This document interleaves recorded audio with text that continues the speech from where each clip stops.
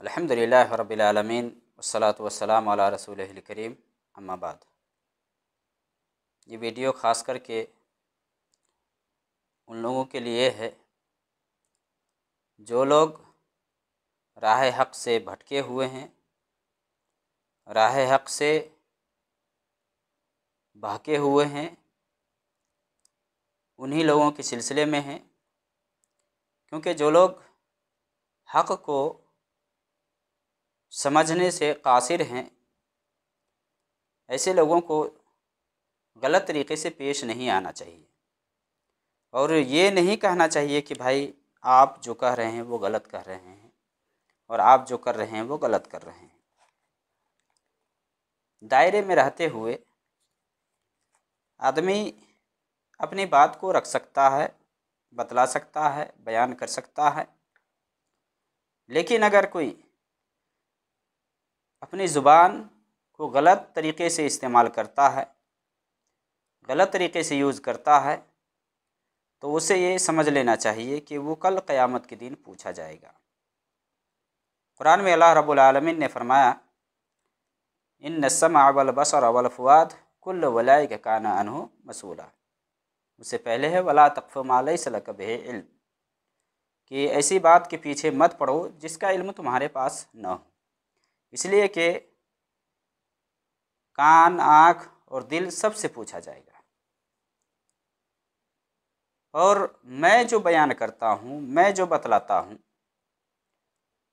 मेरी नीयत ये होती है कि लोगों के अंदर जो ख़राबी है, कि लोग राह हक़ से भटके हुए हैं, गुमराही की तरफ जा रहे हैं, उनकी इस्लाह हो। कुरान करीम के अंदर अल्लाह रब्बुल आलमीन ने फरमाया है, इन उरीदु इल्लल इस्लाह, मैं सिर्फ़ इस्लाह चाहता हूँ। अंबिया को अल्लाह रब्बुल आलमीन ने हुक्म दे कर के भेजा कि आप जा कर के कहें कि सिर्फ़ एक अल्लाह की इबादत करें, एक अल्लाह की ही परस्तिश करें और अल्लाह को छोड़ कर के दूसरों की इबादत न करें। और ये जो हिकमत है, ये जो बात है, ये अल्लाह की तरफ से है। अल्लाह जिसको चाहता है हक़ बोलने की तौफ़ीक़ देता है, सच कहने की तौफ़ीक़ अता फ़रमाता है। हर किसी को इस नेमत से अल्लाह रब्बुल आलमीन मालामाल नहीं करता।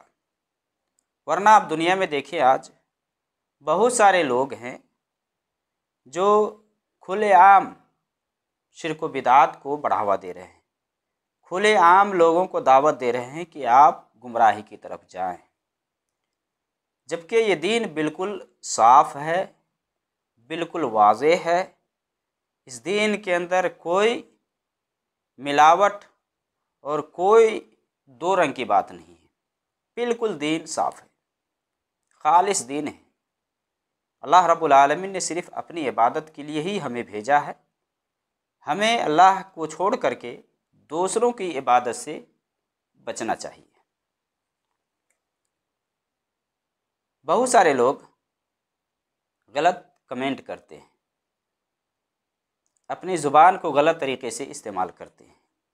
तो ऐसे लोगों से मैं कहना चाहूँगा कि देखिए, मैं जो कभी कभार कोई वीडियो डालता हूँ, कुछ उसमें दिखाता हूँ, दिखाने की कोशिश करता हूँ, मेरा मकसद सिर्फ़ ये होता है कि लोग हक़ को जाने, हक़ को पहचाने और इस तरह की चीज़ों से दूर भागे।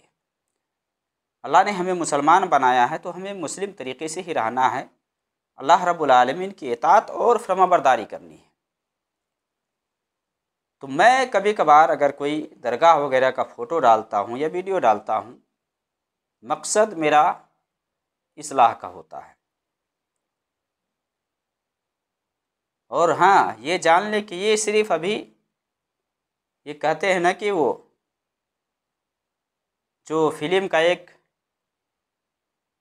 ट्रेलर है वो मैं दिखाता हूँ, अभी सीन मुकम्मल बाकी है। घबराएं नहीं, घबराएं नहीं। और जो लोग गलत कमेंट करते हैं, हमें वो एहसास दिलाने की कोशिश करते हैं कि देखें कुरान में ऐसा है वैसा है। तो ऐसे लोगों से मैं कहूँगा कि गलत तरीक़े से आप पेश ना आएँ। अगर आप गलत तरीक़े से पेश आएंगे तो इससे पहले किसी ने गलत तरीक़े से कमेंट किया था, उसका जवाब दिया गया था। और आप मेरे चैनल पे देख सकते हैं, गालिबन मैंने जो हेडिंग चढ़ाया था कि लातों के भूत बातों से नहीं मानते, तो बहुत सारे भाइयों ने मुझे उस वक्त शिकायत की थी कि किसी एक ने कहा था तो आपने सबों को क्यों उसमें लपटा है, सबों को क्यों आपने उसमें लिया है। तो मैं उनसे कहा कि भाई देखिए, मैं हर एक को नहीं लिया, सबको नहीं लिया है, बल्कि जो इस अक़ीदे के हामिलीन हैं, जो इस तरह के अक़ीदे रखते हैं, उनसे मैंने कहा है। जिनके अंदर अगर इस तरह की अक़ीदा है तो उनको इस्लाह करने की ज़रूरत है, उनको अपने अंदर चेंजिंग और तब्दील करने की ज़रूरत है। तो जो लोग गलत तरीक़े से कमेंट करते हैं उनको इससे बचना चाहिए, वरना हदीस के अंदर है ना, कमा तदीन तुदान, जैसी करनी वैसी भरनी, जैसे करोगे वैसे ही मिलेगा। इतना समझ लेना मेरे भाई। रिक्वेस्ट करता हूँ, गुजारिश करता हूँ कि दायरे में रह करके आप कमेंट करें, और पूरी की पूरी किताब भेजने की ज़रूरत नहीं है। हमें ये मत एहसास दिलाएं कि ये ऐसा नहीं है। नबी सल्लल्लाहु अलैहि वसल्लम की ज़ात के सिलसिले में जो लोगों में ये आम और मशहूर है, और जो लोग बदअक़ीदगी के अंदर मुलव्विस है, जो बदअक़ीदे के शिकार हैं, उनके यहाँ ये चीज़ पाई जाती है कि नबी सल्लल्लाहु अलैहि वसल्लम का इंतकाल नहीं हुआ है। नबी सल्लल्लाहु अलैहि वसल्लम मरे नहीं हैं, ज़िंदा हैं। मरे नहीं हैं, ज़िंदा हैं। अब वो हमें एहसास दिलाते हैं, वो हमें दलाइल दे करके पेश करते हैं, लंबी चौड़ी तहरीर भेज करके कि देखें कुरान में इस आयत में अल्लाह ताला ने फरमाया कि मुर्दा मत कहो, यहाँ अल्लाह ताला ने फरमाया है कि मुर्दा मत कहो। तो ऐसे लोगों से मैं कहूँगा कि इस सिलसिले में मैं तफसीली गुफ्तगू पहले कर चुका हूँ, और वीडियो मेरे चैनल पे मौजूद है, वो सुन ले। अगर कहीं एतराज़ हो तो दायरे में रह करके आप पूछें, इंशाअल्लाह उसके हिसाब से आपको वीडियो ही के ज़रिए से जवाब दिया जाएगा और बतलाया जाएगा। लेकिन अपने दायरे में रहते हुए, दायरे से बाहर मत भागिएगा मेरे भाई। हर एक से गुजारिश है, अल्लाह रब्बुल आलमीन ने हमें जो दीन दिया है, हमें जो तरीक़ा बतलाया है, उससे बेहतर तरीक़ा और कोई तरीक़ा नहीं हो सकता है। आज आप देखें, जो लोग शिर्क व बिदात करते हैं, शिर्क व बिदात में जो लोग मुलव्विस हैं, कोई भी ऐसा अमल वो न करते हों जिसके अंदर वो दीन से हट करके तरीक़ा न इख्तियार करते हों। कोई भी ऐसा अमल नहीं मिलेगा उनके यहाँ कि जिनके यहाँ इजाफ़ी चीज़ न हो, कोई भी अमल। आज की मैं बात बताता हूँ। आज ईशा की नमाज़ पढ़ने गया, मैं भी उठा, वो आदमी भी उठा नियत करने के लिए, सुन्नत की बात थी। मैं अल्लाह अकबर बोल के नियत बांधा, दुआ पढ़ने के बाद अल्हम्दुलिल्लाह पढ़ के, सूरत पढ़ के अब रुकू में जा रहा हूँ, और वो हाथ उठा करके आप कान के पास रखा हुआ है, रखा हुआ हाथ उठा करके दुआ कर रहा है। पूछे भाई क्या बात है? इस तरह से तो दुआ करते हैं, नियत की दुआ करते हैं। ये कौन सा तरीक़ा है मेरे भाई? कहाँ है ये दुआ? किस हदीस की किताब में है? कहाँ नबी सल्लल्लाहु अलैहि वसल्लम से साबित है? तो कहते हैं कि नमाज में आप आते हैं तो अब लंबी चौड़ी नियत करें। आप वहाँ सिर्फ नमाज ही में अब नियत क्यों करते हो भाई? सिर्फ नमाज ही में नियत की ज़रूरत क्यों पड़ती है? और भी तो इबादत है ना, वहाँ भी तो आपको नियत करनी चाहिए, वहाँ भी तो आपको दुआ पढ़नी चाहिए। आप सदका करते हैं, किसी गरीब को, किसी मिस्कीन को आप कुछ देते हैं, तो वहाँ क्यों नहीं आप नियत करते हैं? क्यों नहीं आप देने से पहले आप लंबी चौड़ी वहाँ दुआ पढ़ते हैं कि इस मिस्कीन को दे रहा हूँ, इस ज़मीन के ऊपर दे रहा हूँ, इस मकान के सामने दे रहा हूँ, ये मिस्कीन है, ये मर्द है, ये औरत है? वहाँ क्यों नहीं करते हो? वहाँ क्यों नहीं कहते हो कि मुँह शिमाल की जानिब है, या जनूब की जानिब है, या मशरिक़ है, या मगरिब है? क्यों नहीं करते हो वहाँ? सिर्फ नमाजी में क्यों आते हो? अतुअल्लिमूना अल्लाह बिदीनिकुम, क्या तुम अपने दीन के बारे में अल्लाह को बाखबर कर रहे हो, बतला रहे हो? तो अल्लाह को मालूम नहीं है? अल्लाह नहीं जानता है? अगर इसकी इतनी ज़रूरत थी तो नबी सल्लल्लाहु अलैहि वसल्लम बता देते ना कि नमाज में जाने से पहले, नमाज में दाखिल होने से पहले पहले लंबी चौड़ी दुआ बताओ। बीवी के पास जाते हो, बीवी से हमबिस्तरी करना, क्या इसमें अज्र नहीं है? बेशक अज्र है। सहाबा ने कहा नबी सल्लल्लाहु अलैहि वसल्लम, क्या हम में से कोई आदमी अपनी बीवी के पास आता है, ख्वाहिश पूरी करने के लिए आता है, क्या इसमें अज्र है? आप सल्लल्लाहु अलैहि वसल्लम ने फरमाया कि क्यों नहीं। अच्छा बताओ कि अगर कोई आदमी हराम में अगर वही चीज़ इस्तेमाल करे तो गुनाह मिलेगा? तो अगर हलाल में अगर वही चीज़ इस्तेमाल करता है तो जाहिर सी बात है अज्र मिलेगा। तो वहाँ नियत क्यों नहीं करते हो? वहाँ कौन सी नियत करते हो बताओ? दिगर और भी इबादत है, वहाँ क्यों नहीं नियत की ज़रूरत पड़ती है? सिर्फ नमाजी में क्यों नियत की ज़रूरत पड़ती है? तो जो लोग बिदती हैं, बिदती, इनके यहाँ हर तरीके में आप देखेंगे कि अपनी तरफ से कुछ न कुछ बढ़ाया हुआ है, बनाया हुआ है, अपना तरीक़ा ये बना रखा है और समझते हैं कि ये दीन है, ये दीन का जुज़ है, ये हिस्सा है, इसलिए इस पर ज़्यादा ज़ोर दिया जाता है। इन बदबख्तों को ये समझना चाहिए कि ऐसे अमल कि जिसके अंदर मिलावट हो, अल्लाह के यहाँ कबूल नहीं है। अल्लाह रब्बुल आलमीन उस अमल को कबूल नहीं करता है। नबी सल्लल्लाहु अलैहि वसल्लम के तरीक़ा से हट करके कोई अपना तरीक़ा ईजाद करे और कहे कि हम नमाज़ पढ़ रहे हैं, हम अल्लाह की इबादत कर रहे हैं, नबी की सुन्नत से हट करके कोई ऐसा तरीक़ा ईजाद करे, चाहे कि कितना ही खूबसूरत क्यों ना हो।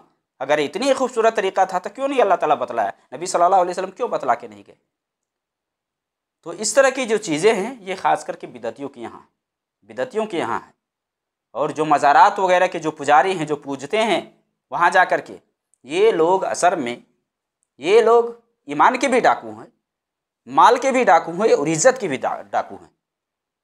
ये माल भी लूटते हैं, ईमान भी लूटते हैं और इज़्ज़त भी लूटते हैं ये लोग।